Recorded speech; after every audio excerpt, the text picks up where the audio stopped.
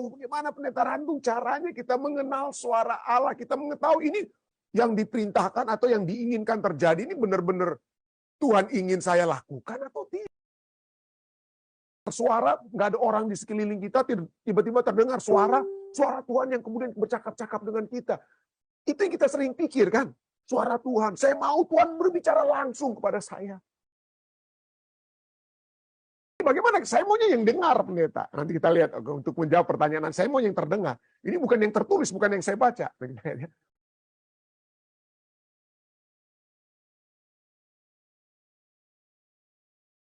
Kenal suara Allahnya. Nah, pertanyaan bagi kita. Bagaimanakah Anda mendengar suara Allah? Bagaimanakah Anda tahu kapan Allah berbicara kepada Anda? Itu pertanyaan yang sering kita tanyakan. Setelah saya berkali-kali saya bahas, ini dia. Ada tetap saja saudara-saudari kita yang, aduh bagaimana pendeta Randung caranya kita mengenal suara Allah, kita mengetahui ini yang diperintahkan atau yang diinginkan terjadi, ini benar-benar Tuhan ingin saya lakukan atau tidak? Ini benar-benar suara Allah atau suara setan ini yang terjadi ini? Bagaimanakah Anda tahu kapan Allah berbicara kepada Anda? Apakah cara dia mengkomunikasikan kehendaknya kepada Anda? Bagaimana caranya Allah berkomunikasi dengan kita saat ini?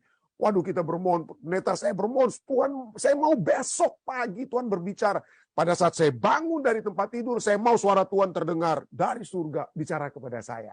Apakah itu yang ya? Dan ini, apakah itu yang memang seringkali kita inginkan, kita semua inginkan. Tapi inilah ya poin. Jadi tambahan pelajaran kita pada saat ini. Pelajaran kita saat ini adalah bagaimana kita bisa mengetahui suara Allah. Bagaimana kita bisa tahu ini suaranya Allah yang bicara atau tidak ini. Apakah ini kehendak Allah atau tidak. Ya. Dan pertanyaan ini telah ditanyakan dari berabad-abad yang lalu. Bukan hanya Anda yang bertanyakan.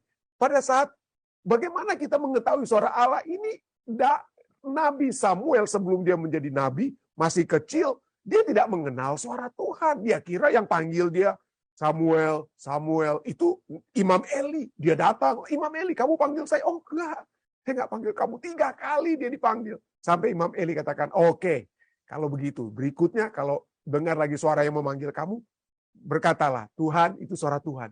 Tuhan bicaralah, hambamu mendengar. Jadi 1 Samuel 3 ayat 1-10 berbicara tentang Samuel yang tidak tahu apa ini suara Tuhan atau tidak. Kalau Anda membaca Hakim-Hakim pasal 6, Hakim-Hakim pasal 6 berbicara juga dengan apa ya? Suara dengaran oleh Gideon. Suara yang didengar oleh apa? Gideon. Dia pikir, ini benar-benar suara Tuhan nggak? Mana buktinya ini suara Tuhan? Mana buktinya suara Tuhan? Jadi itu satu pertanyaan yang sering kita dengar ya. Bagaimana caranya kita mendengar suara Tuhan? Dan sampai saat ini banyak orang yang tanya, dan banyak orang yang mencoba untuk menjawabnya. Kalau Anda Google, waduh, satu demi satu Anda bisa baca bagaimana kita mengenal suara Tuhan. Buku yang ditulis oleh Graham Fitzpatrick. Bagaimana kita, how to hear from God. Bagaimana cara kita mendengar dari Tuhan. Yang ditulis oleh Joyce Meyer. Bagaimana kita mendengarkan suara Tuhan. Ada 31 hari supaya kita dapat mendengarkan. Jadi diajar, menurut buku ini Anda diajar supaya mendengarkan suara Tuhan itu dalam jangka 31 hari Anda akan dengar. Kok Tuhan yang bisa kita atur-atur, mungkin begitu ya. Yang Jenny Randall. Apa lagi? Waduh, buku yang berbicara, you can hear God voice, Kevin Sadai, dia kata ya. Jadi bagaimana secara supernatural, dia katakan ya, supernatural keys to walking in fellowship with your heavenly Father. Jadi bagaimana caranya kita mendengar secara supernatural? Atau bukan hanya kita pribadi, bagaimana gereja? Bagaimana gereja itu dapat mendengarkan suara apa? Suara Tuhan. Jadi begitu banyak orang yang bertanya, pendeta, bagaimana saya tahu ini suara Tuhan? Saya dapat pemikiran untuk melakukan ini. Saya dapat pemikiran untuk menikah dengan si A, menikah dengan si B. Bagaimana? Ini ada suara Tuhan bilang saya harus menikah dengan dia. Apa itu suara Tuhan? Ya betul-betul suara Tuhan ya. Ada satu artikel yang menarik. Satu artikel yang ditulis di Christianity Today ya, magasinnya ya. Di magasin tersebut ditulis tahun 2007, ditulis oleh seseorang yang tidak mau disebutkan namanya. Tidak mau disebutkan namanya. Kenapa dia tidak mau disebutkan namanya? Padahal dia orang yang terkenal. Dia seorang teolog yang terkenal. Tapi dia waktu dia tulis artikel ini, dia tidak mau dikenal namanya. Kenapa? Karena dia menyatakan bahwa dia memiliki satu saat, dia berdiskusi dengan Allah. Aduh, hebat sekali ya. My conversation with God. Percakapan saya dengan Allah. Ya. Jadi, dengan kata lain, dia katakan kenapa dia bisa bercakap-cakap dengan Allah? Karena dia memiliki satu apa? Dia memiliki satu permohonan. Tuhan, gunakan saya. Tuhan, gunakan. Tunjukkanlah kepada saya apa yang harus saya buat. Itu dia minta. Dan dia bermohon supaya Tuhan berbicara langsung. Ngomong langsung kepada dia. Dan betul, tahun 2005, ini di artikelnya tahun 2007, Tuhan berbicara langsung kepada dia. Ini dimulaikan artikelnya. Dia mulaikan artikelnya dengan pernyataan. Apakah Allah pada saat ini Allah dapat terus berbicara? Ya, dia katakan apa? I grew up hearing testimonies about it. Saya mendengarkan testimoni, pernyataan orang bersaksi. Oh, orang-orang yang mendengarkan suara langsung dari Allah. But until October 2005, pada saat bulan Oktober 2005, ya, saya tidak dapat lagi katakan bahwa itu tidak terjadi kepada saya. Dengan kata lain, dia bercakap-cakap dengan Allah pada bulan Oktober tahun 2005. Siapa dia? Oh, dia katakan, I'm a middle-aged professor of theology. Saya adalah seorang profesor teologi umur 50-an ya, umur pertengahan dan gitu ya. Saya itu berasal dari well-known Christian University. Saya ini berasal dari sekolah Kristen yang apa? Terkenal. Saya bahkan telah menulis award-winning books. Saya telah menulis buku-buku yang mendapatkan penghargaan. My name is on Christianity Today must have. Artinya nama saya itu tertulis di Christianity Today, magazine yang dia yang dia tulis artikelnya ya. Bertahun-tahun lamanya dikatakan, for years I thought that God still speaks, but I could not testify to it personally. Jadi katakan, selama bertahun-tahun dia mengajarkan pada orang-orang, Tuhan itu masih berbicara, Tuhan masih berbicara. Tetapi saya tidak memiliki pengalaman yang Tuhan berbicara kepada saya. Saya tidak dapat menyatakan Tuhan berbicara kepada saya itu secara pribadi.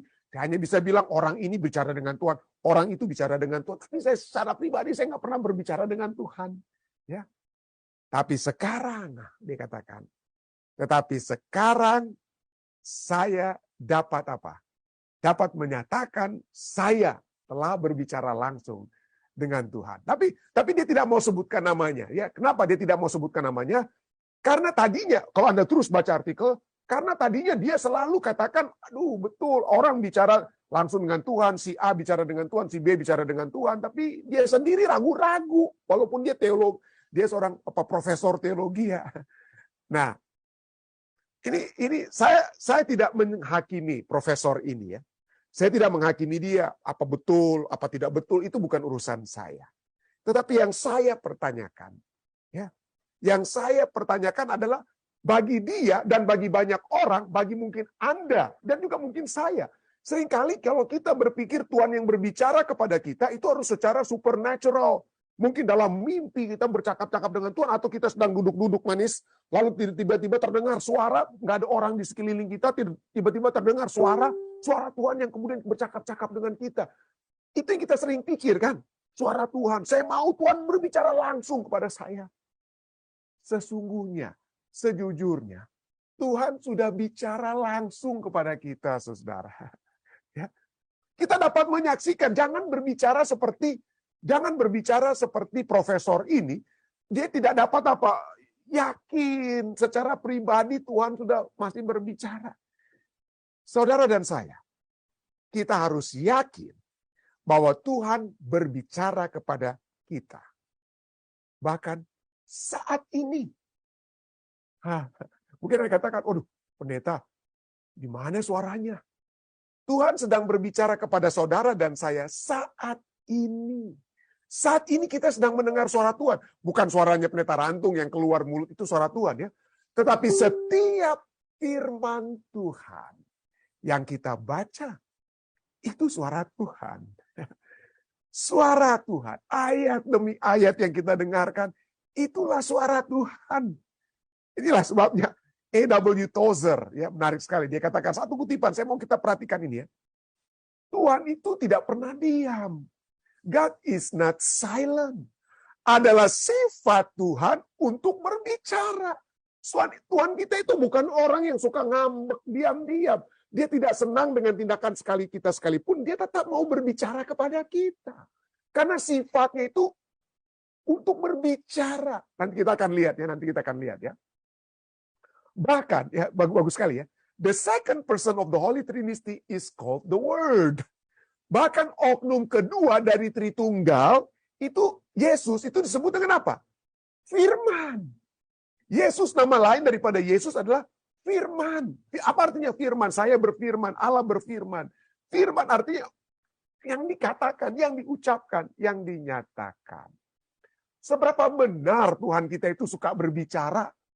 Waktu dia menciptakan langit dan bumi, dia menciptakan dunia, apa yang terjadi? Berfirmanlah Tuhan, berkatalah Tuhan, bersuaralah Tuhan. Tuhan tidak suka diam-diam. Kita mungkin kalau lagi berantem suami istri diam-diam gitu, tapi Tuhan kita itu bersuara terus dia ya, menciptakan dunia, dia berfirman. Pada saat manusia jatuh pertama kali dalam dosa, manusia itu apa? Melanggar perintahnya ya. Ada apa? Maksudnya jadi musuhan lah manusia dengan Tuhan, tapi Tuhan tidak musuhan diam-diam seperti kita manusia. Apa dia cari pencarian manusia? Ya pada saat manusia jatuh, Kejadian 3 ayat 9 apa yang terjadi? Tapi Tuhan memanggil manusia itu dan berfirman dan bersuara, berbicara kepada mereka. Di manakah engkau? Di manakah engkau? Demikian juga pada saat Tuhan mengirim Yesus Kristus, ya. Tuhan mengirim Yesus Kristus untuk penebusan manusia. Apa yang Tuhan bilang ya? Lihat Yesus, nanti lihat Yesus yang akan disalib. Apa itu? Betul, betul. Tindakan Yesus itu penting. Tindakan Yesus disalib itulah yang menyebabkan saudara dan saya, kematian Yesus tindakannya itu penting. Tapi proses menuju salib dan proses supaya kita menerima salib itu melalui perkataan, melalui firman. Ya. Jadi penebusan manusia itu melalui apa? Suara, melalui firman. Lukas 9 ayat 35. Lukas 9 ayat 35. Maka terdengarlah suara dari dalam awan itu yang berkata, inilah anakku yang kupilih untuk menebus manusia ya. Ya, lihatlah dia, itu dikatakan ya. Tuhan katakan lihatlah dia, perhatikan dia. Tidak. Dengarkanlah dia. Dengarkanlah dia. Kenapa? Karena Tuhan suka berbicara. Ya. Tuhan kita suka berbicara. Ya. Jadi pertanyaannya, oke, puji Tuhan pendeta. Ya, Tuhan suka berbicara waktu dia apa? Waktu dia berfirman untuk menciptakan langit dan bumi. Dia berbicara waktu mencari manusia berdosa. Dia berbicara waktu dia ingin menebus manusia berdosa. Sekarang, kenapa dia nggak bisa bicara langsung dengan saya? Sekali lagi, saudara dan saya memiliki sesuatu yang lebih lengkap daripada sekedar Tuhan berkata, Samuel, Samuel. Lalu Samuel berbicara kepada Tuhan. Allah berbicara kepada Samuel apa? Tentang apa yang akan terjadi dengan anak-anak Imam Eli. Tentang keluarga Imam Eli. Hanya tentang keluarga Imam Eli. Tetapi sekarang Tuhan sudah berbicara melalui firman-Nya dari apa yang telah terjadi sejak penciptaan bumi, apa yang sedang terjadi sekarang, dan apa yang akan terjadi nantinya, saudara. Firman Tuhan sekarang kepada saudara dan saya, suaranya yang diperdengarkan kepada kita itu sudah sangat lengkap. Sangat lengkap. Apa yang terjadi dahulu, apa yang terjadi sekarang, apa yang terjadi akan terjadi nantinya sudah ada dalam Alkitab, dalam firman-Nya. Itulah sebabnya cukup kelengkapan Alkitab ini sudah dinyatakan ya kepada Timotius, dikatakan Rasul Paulus pada Timotius dalam 2 Timotius 3:15-16, ya, ingatlah juga bahwa dari kecil engkau sudah mengenal kitab suci yang dapat memberi hikmat kepadamu dan menuntun engkau kepada keselamatan oleh iman kepada Yesus Kristus. Sebab segala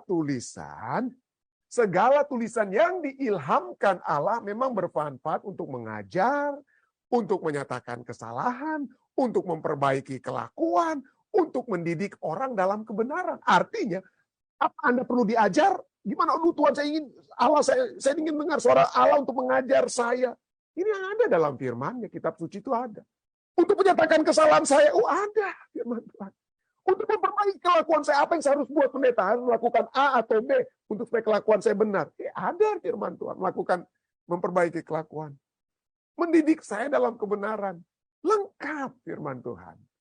Lengkap sekali firman Tuhan. Itulah sebabnya Alkitab itu nama lain daripada Alkitab. Oke, kita tahunya Alkitab, kitab suci. Apa nama lain Alkitab? Itu firman Allah. Apa artinya firman Allah? Allah yang berfirman, Allah yang berbicara. Ya, Allah yang berfirman. Jadi dengan kata lain, suara Allah ini, firman Allah ini, ya saat ini tertulis. Oke, nanti kita akan lihat ya. Tertulis ya. Sudah tertulis. Ya. Jadi bagaimana? Saya maunya yang dengar, pendeta. Nanti kita lihat untuk menjawab pertanyaan. Saya mau yang terdengar. Ini bukan yang tertulis, bukan yang saya baca. Tapi poinnya kembali kita ya. Jadi firman Allah itu adalah suara Allah yang tertulis. Oke? Firman Allah adalah suara Allah yang tertulis yang apa? Untuk kelengkapan semuanya. Kita sudah baca tadi dari Timotius ya. Tapi kepada Titus juga dikatakan, Titus 1 ayat 1 sampai 3 dari Paulus. Dia kepada Titus dikatakan apa ya? Hamba Allah dan Rasul Yesus Kristus. Untuk apa? Untuk memelihara iman orang-orang pilihan, untuk memelihara iman. Pendeta, apa yang saya harus buat ya? Apakah saya harus bikin ini atau bikin itu? Tapi kita harus lihat, kalau kita berbicara tentang apa yang kita harus buat, bikin ini dan bikin itu untuk menguatkan iman, maka kita lihat apa caranya. Ya. Jadi untuk memelihara iman, untuk pengetahuan akan kebenaran, ya, berdasarkan pengharapan akan hidup yang kekal yang sebelum permulaan zaman sudah dijanjikan oleh Allah yang tidak berdusta, dan pada waktu yang dikehendakinya telah menyatakan. Jadi semuanya itu apa? Dinyatakan melalui apa? Firman-Nya dalam pemberitaan Injil. Itulah sebabnya saya berani berkata bahwa pada saat kita belajar firman Tuhan saat ini, ya, pada saat kita belajar firman Tuhan, kita membuka ayat-ayat Alkitab, kita sedang mendengarkan suara Tuhan. Ya, sekali lagi, itu bukan suara saya ya. Bukan suara saya. Mungkin Anda dengarkan suara saya, tapi pada saat kita membaca firman Tuhan, yang saya bacakan seperti Titus, kita sedang mendengar suara Tuhan. Karena saya sedang membaca firman Tuhan, bukan membaca tulisan pendeta Stephen Rantung. Bukan, ya. Bukan. Jadi dengan kata lain, firman Tuhan itu sudah cukup lengkap. Masa lalu, masa sekarang, masa depan ada dalam firman Tuhan. Ya. Ketika, ini poinnya, poin penting untuk kita renungkan ya. Ketika kita memiliki pertanyaan tentang topik atau keputusan tertentu dalam hidup kita harus melihat apa yang Alkitab katakan tentangnya. Tua, ini saya mau pindah ini pendeta. Apakah saya ke Eropa atau ke Amerika? Mana ya? Ya. Kita harus melihat apa yang Alkitab katakan. Yang mana yang kira-kira Alkitab katakan? Ya, kita pikir-pikir. Artinya, kenapa kita mau pergi ke Eropa atau ke Amerika? Tujuannya apa? Apakah untuk memelihara iman? Apakah untuk supaya saya memiliki kebenaran yang lebih? Kalau itu jawabannya, maka dan kita serahkan kepada Tuhan, ya, kita serahkan kepada Tuhan membaca firman Tuhan apa yang terbaik, atau tujuannya karena saya ikut pacar. Pacarnya bagaimana? Pacarnya itu ya supaya saya masuk dalam kebenaran. Tapi kalau kita lihat untuk ke suatu tempat, ke tempat yang banyak pencobaannya dengan pacar yang belum kenal kebenaran dan lain sebagainya, apakah kira-kira pernikahan kita di Eropa atau Amerika dengan pacar yang tidak mau menerima kebenaran itu adalah membawa kita untuk memiliki iman yang dipelihara? Ya, tentunya itu semua pertanyaan ya. Jadi kita tetap ya, kita harus melihat apa yang Alkitab katakan tentang teman hidup kita itu yang bagaimana yang Tuhan kehendaki. Jadi dengan kata lain, Tuhan tidak akan pernah memimpin kita bertentangan dengan apa yang Dia ajarkan dalam firman-Nya. Dengan kata lain, suara Allah tidak akan pernah bertentangan dengan firman Allah. Saya ulangi, suara Allah tidak akan pernah bertentangan dengan firman Allah. Nah, mungkin Anda bertanya, pendeta, kalau demikian, tapi saya maunya dengar suara yang diucapkan langsung oleh Allah. Itu saya mau. Gampang. Ada caranya kalau Anda ingin mendengarkan suara yang diucapkan langsung oleh Allah. Ya. Satu kutipan ya, yang ditulis oleh Justin Peters dikatakan, jika Anda ingin mendengarkan Allah berfirman, berkata-kata, baca Alkitab, baca firman Allah. If you want to hear God speak audibly, kalau Anda ingin mendengar suara Tuhan yang kedengaran. Dikatakan apa? Bagaimana caranya Anda mendengarkan suara Tuhan yang kedengaran? Bacalah Alkitab itu keras-keras. Jadi dia katakan, kalau Anda ingin mendengarkan suara Allah, saya ingin mendengarkan suara Allah yang kedengaran Tuhan. Saya ingin mendengarkan suara Tuhan yang kedengaran pendeta. Maka bacalah firman Tuhan itu keras-keras, maka Anda akan mendengarkan firman Allah yang apa? Yang kedengaran, dengan kata lain ya. Dengan kata lain. Jadi itulah poinnya ya.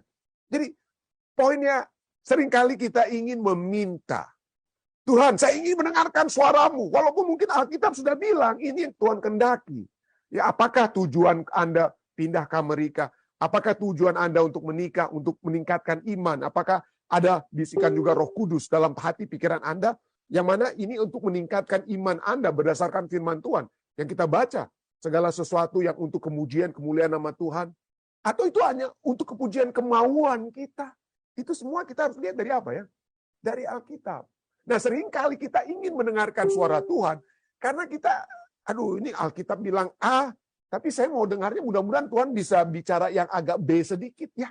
Supaya dia bisa overrule yang A-nya itu. Supaya Tuhan bisa apa? Ya ada pengecualian lah kalau saya dengar suara Tuhan langsung pendeta, mudah-mudahan ada pengecualian dari apa yang ayat Tuhan katakan. Itu kan, ini seringkali kita jadi ya. Karena kita ada yang mungkin kita ingin ada pengecualian mungkin dari firman Tuhan. Jadi itulah poinnya ya. Tapi marilah kita, pada saat kita membuka firman Tuhan, atau membaca firman Tuhan keras-keras supaya suara Tuhan itu kita dengar, ya kata-kata Alkitab itu kita dengar, maka pertama-tama jauhkanlah dari kerinduan-kerinduan pribadi yang kita ingin capai. Sesungguhnya apa tujuan saya ke Amerika, ke Eropa, atau ke ini, ke itu? Apa tujuannya? Ya, apakah supaya saya dapat harta dunia yang lebih banyak, dapat ini dan itu yang lebih hebat? Ya, itulah ya.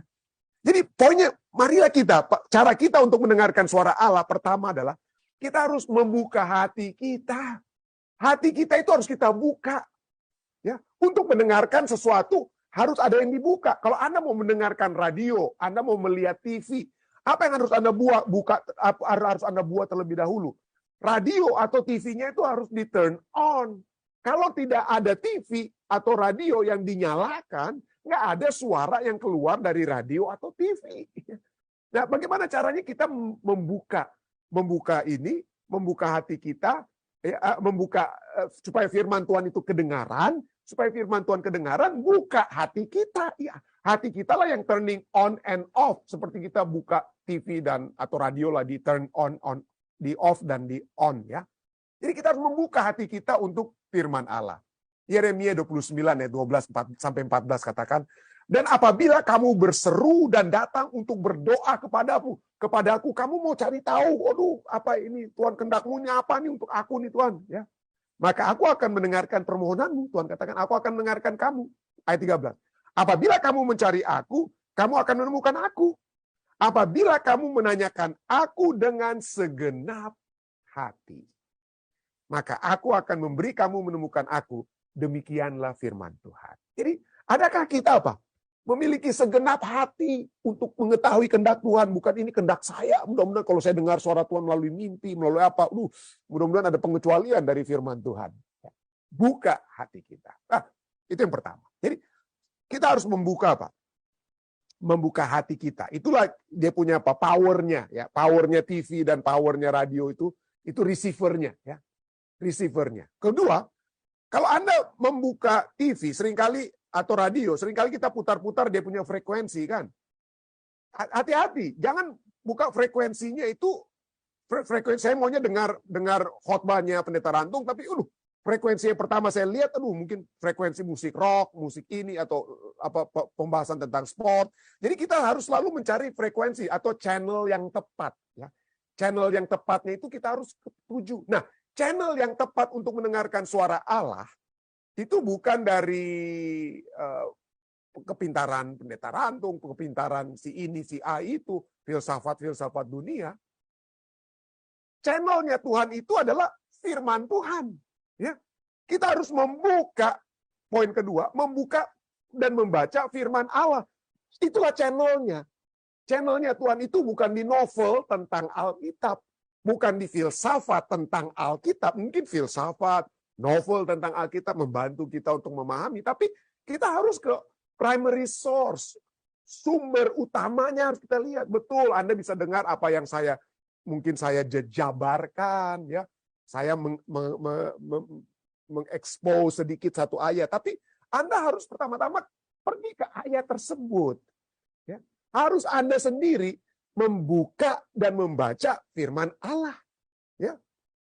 Itulah sebabnya 1 Timotius 4 ayat 13 katakan apa? Rasul Paulus pada Timotius. Sementara itu sampai aku datang, bertekunlah dalam membaca kitab-kitab suci. Ya. Dalam membangun dan dalam mengajar. Nah, di zaman Rasul Paulus kenapa ditulis kitab-kitab suci? Karena kitab suci itu belum disatukan seperti kita miliki. Kita cuma hanya memiliki satu kitab suci. Udah dari Kejadian sampai Wahyu. Tapi di zamannya Rasul Paulus itu, waduh, Matius itu gulungan kitab sendiri, Lukas itu gulungan kitab sendiri, dan lain sebagainya ya. Jadi makanya disebut kitab-kitab suci. Tapi inilah, dianjurkan buka. Kalau Anda ingin mendengarkan suara Allah, buka kitab suci. Buka dan baca firman Allah. Dengan kata lain ada satu statement ya. God wants to speak to you through His word. Tuhan ingin untuk berbicara kepada kita, Anda, saudara dan saya, melalui firman-Nya. But you have to open it. Kalau kita bilang, aduh pendeta, suara Tuhan itu di mana pendeta? Tolong kasih tahu ke saya ya, suara Tuhan, kehendak Tuhan bagi saya itu di mana? Gampang, saudara. Buka firman-Nya. Ya, buka firman-Nya. Jadi itulah ya, buka dan baca firman Allah. Tapi bukan itu saja. Yang poin ketiga, ya cara kita mendengarkan suara Allah supaya suara itu betul-betul masuk dalam pikiran kita. Kita harus merenungkan firman Allah tersebut. Kaji firman Allah. Minta Roh Kudus untuk memberikan penerangan. Tidak heran ayat yang kita sering ulang-ulangi ya. Mazmur 1 ayat 1 sampai 2 katakan apa? Berbahagialah orang yang tidak berjalan menurut nasihat orang fasik, yang tidak berdiri di jalan orang berdosa, dan yang tidak duduk dalam kumpulan pencemooh, tetapi yang kesukaannya ialah Taurat Tuhan, dan yang merenungkan Taurat itu, firman itu siang dan apa? Siang dan malam. Jadi saudara, buka hati kita, supaya kita mau dengar suara Tuhan. On itu TV, atau on itu radio, untuk mendengarkan channelnya Tuhan, atau membuka firman Allah. Renungkan firman itu, tapi pertama-tama buka firman Tuhan. Dan poin berikutnya, poin keempat. Setelah kita merenungkan firman Tuhan, gak cukup hanya merenungkan. Supaya kita tahu bahwa ini suara Tuhan betul-betul suara Tuhan, bukan suara apalah. Adakah kita melakukan firman Allah itu dan diberkati pada saat kita melakukan firman Allah? Ya. Itulah sebabnya, Yosua 1 ayat 8 katakan apa? Janganlah engkau lupa memperkatakan kitab Taurat ini. Tetapi renungkanlah itu, ya poin ketiga. Renungkanlah firman itu siang dan malam, supaya kemudian apa? Engkau bertindak hati-hati sesuai dengan segala yang tertulis di dalamnya. Sebab dengan demikian perjalananmu akan berhasil dan engkau akan beruntung. Bagaimana saya tahu ini firman Tuhan? Bagaimana saya bisa tahu ini suara Tuhan?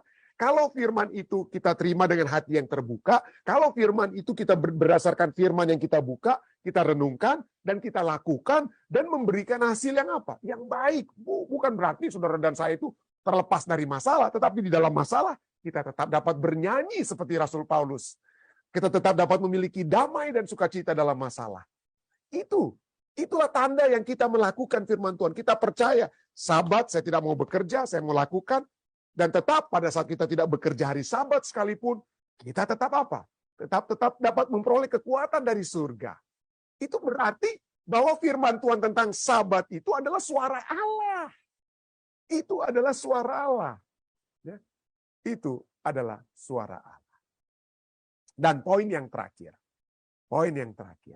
Setelah kita melakukan firman tersebut, jangan kita pengalaman kita yang membuka hati kita, membuka firman Tuhan, merenungkan firman Tuhan, melakukan firman itu, jangan hanya ujung-ujungnya hanya kepada kita. Kita harus dapat bagikan itu. Pengalaman-pengalaman kita itu dapat kita berikan kepada orang lain untuk menjadi kekuatan kepada orang lain. Bagikan firman Tuhan. Jangan sungkan-sungkan untuk apa? Bersaksi. Saya puji Tuhan ya, di Jemaat Fisdak, Ibu Syana Laloan ya, yang suka yang tadi saya minta untuk berdoa ya. Waktu dia pernah memberikan kesaksian, pendeta, saya itu waktu kami pertama memberikan dia untuk dapat bersaksi dan lain sebagainya. Ibu Shana katakan, pendeta, saya itu nggak pernah mungkin ngomong di depan untuk bicara gitu ya. Nggak pernah. Tetapi apa yang terjadi selama bertahun-tahun ini, bukan bertahun-tahun, baru 2 tahun mungkin ya. Selama 2 tahun ini kita berbakti bersama-sama ya. Saya dapat berbakti bersama-sama dengan Ibu Shana Laloan ya. Berbakti waktu dia masih sehat, kemudian dia sakit. Waktu dia sakit, dia masuk rumah sakit di COVID, karena COVID. Di sebelah kiri kanannya orang mati, kiri kanan mati karena COVID. Dan dia waduh, dia bilang, aduh Tuhan, kalau memang saya harus mati ya. Tapi apa yang terjadi? Tuhan memberikan kekuatan. Ya, ada tentu saja ada rencana Tuhan. Ya, Tuhan tidak izinkan, belum izinkan Ibu Shana untuk apa? Untuk beristirahat dalam Tuhan pada saat dia masuk rumah sakit karena COVID. Tuhan berikan apa? Kesempatan kepada Ibu Shana untuk keluar dari rumah sakit, untuk buat pasportnya, dapat visa Amerika, dan sekarang dapat menemani saudari Jane Rononuwo di Philadelphia. Ya. Dan itu semua kita lihat terjadi dalam kehidupannya. Kekuatan demi kekuatan Tuhan. Dan pada saat sekarang ini, pada sahabat lalu, Pendeta Muda Tulus minta Ibu Shana untuk bersaksi. Dia bersaksi, saudara. Ibu Shana, terima kasih banyak ya. Dia dapat membagikan kehidupan yang apa? Kehidupan oleh sebab luar biasanya Tuhan. Kebaikan Tuhan yang dapat terjadi dalam kehidupan. Mungkin dia tetap, Ibu Shana mungkin tidak, artinya bukan berarti dia kehidupannya sudah enak-enak saja, tidak ada kekurangan, tidak ada apa, tapi dia dapat berjalan bersama Tuhan di dalam api yang panas sekalipun. Api yang panas sekalipun. Jadi inilah kesempatan juga kita lihat bagaimana pendeta Kesaulia. Ya, pada saat acara-acara ibadah kita telah memiliki kesempatan. Kita lihat bagaimana saya selalu rindu orang-orang tua kita juga dapat membagikan pengalaman mereka, firman Tuhan itu. Ya, kehidupan berjalanan dengan Tuhan. Ya, karena itulah mereka telah menyaksikan bagaimana Allah yang telah bersuara dalam kehidupan mereka. Dan kiranya kelima poin ini mungkin ya dapat menjadi kekuatan bagi kita semua. Bukalah hati saudara dan saya. Bukalah firman Tuhan, ya.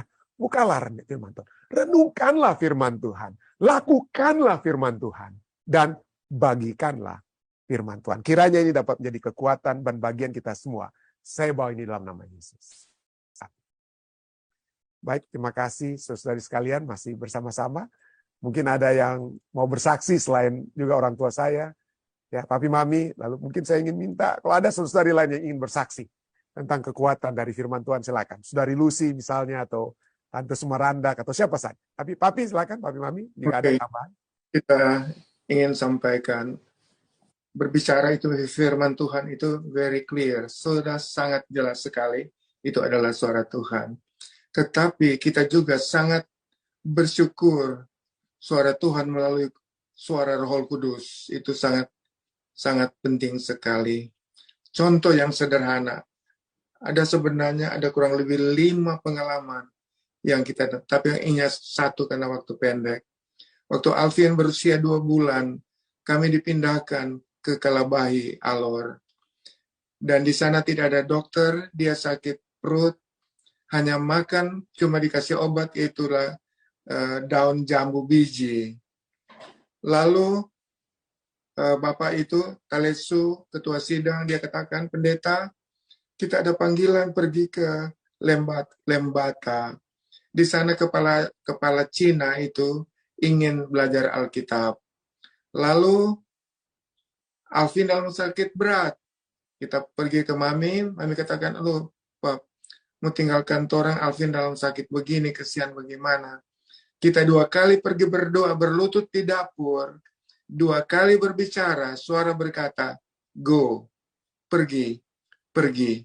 Kita langsung pergi ke pelabuhan dan pergi ke Lembata. Selama 1 bulan bikin kebangunan di Lembata, kepala Cina dan keluarganya ini bertobat. Dan pulang, tidak ada kapal lagi karena sudah musim dingin, musim angin tofan. Kita menyeberang ke pantai sebelah dengan camat. Dan akhirnya ada 1 perahu membawa kita ke Pantar, dari Pantar pergi ke Kalabahi. Dan dengan puji Tuhan sampai di rumah, Alvin baik. Amin. Sudah sembuh. Karena suara Tuhan katakan itu urusan Tuhan. Ada Amin. Amin. satu ini saja yang kita ceritakan. Bagaimana bisikan Roh Kudus yang menyuruh pergi untuk memenangkan jiwa bagi Tuhan. Amin. Amin. Puji Tuhan, puji Tuhan. Jadi bisikan Roh Kudus tentu saja, ya. Tentu saja bisikan Roh Kudus dapat Betul. kita pada saat kita berdoa, berpuasa, dan juga mungkin Tuhan dapat juga berbicara melalui pada saat kita merenungkan firman Tuhan, ada mungkin orang-orang rohani, ya, saudara-saudari rohani kita yang akan berdasarkan pengalaman mereka ataupun perenungan mereka terhadap firman Tuhan juga dapat membagikan sesuai dengan apa yang mereka alami. Itu juga dapat menjadi suatu sarana di mana Tuhan juga dapat berbicara kepada mereka. Terima kasih. Ya, silakan, ada Bapak Gibson sudah angkat tangan. Ya, silakan. Iya. Itu sesuai dengan yang Bapak Rantung barusan, Bapak Stephen maksudnya, Bapak Pendeta. Sebagaimana kesaksian saya itu 25 tahun yang lalu ketika saya mengalami kecelakaan yang tidak bisa melakukan apapun, yang dimana saya berada di atas tempat tidur, hamba Tuhan mengatakan kepada saya pada saat itu di 2 Korintus 12 ayat 10 yang mengatakan, jika aku lemah maka aku kuat. Itu kalimat itu benar-benar saya tidak terima pada saat itu. Bagaimana mungkin orang yang lemah bisa kuat? Apa alasannya? Kenapa dikatakan orang yang lemah kok bisa kuat, ya? Itu pertanyaan yang sangat besar pada saat itu. Tapi seiring berjalannya waktu, 7 tahun lamanya saya baru bisa menerima keadaan ini. Saat itu saya bisa terbuka kata firman Tuhan itu di dalam hati saya, bahwasanya ketika saya melihat perlakuan istri saya yang begitu baik, itu yang membuat saya di dalam kelemahanmu kamu kuat. Disitulah saya bisa mengetahui kekuatan Tuhanlah yang saya gunakan saat ini, bukan kekuatan saya dan bukan kekuatan manusia. Itu yang saya dapatkan, Bapak. Tapi saya jadi ada pertanyaan, Bapak, yaitu kalau Yesus bisa mengetahui iblis berbicara, bagaimana manusia atau kita, baik itu lewat mimpi, baik itu apakah dari roh yang kita dengarkan, bisa kita membedakan roh iblis atau roh Tuhan? Ya, karena iblis bisa menyamar hampir sama seperti Tuhan pembicaraannya begitu. Terima kasih Bapak. Jadi kalau kita lihat dari sejak semula, ya, dari Taman Eden saja, ya, yang kita lihat adalah sifat iblis menggunakan suara Tuhan, tapi dia apa? Dia putar-putar, ya. Tuhan katakan semua pohon di dalam taman ini boleh kamu makan kecuali satu. Tetapi pada saat si iblis berbicara kepada Hawa, dia katakan semua pohon dalam taman ini tidak boleh kamu makan kecuali yang ini, yang satu ini. Jadi itulah, jadi dengan kata lain apa yang iblis katakan itu selalu bertentangan dengan suara Tuhan. Ya, dengan suara Tuhan. Jadi bagaimana caranya kita supaya terus-menerus mendengarkan suara Tuhan, yaitu bagaimana kita kenal. Jadi seperti Yesus katakan, domba-dombaku mengenal suaraku. Kenapa domba-domba ini mengenal suara Kristus?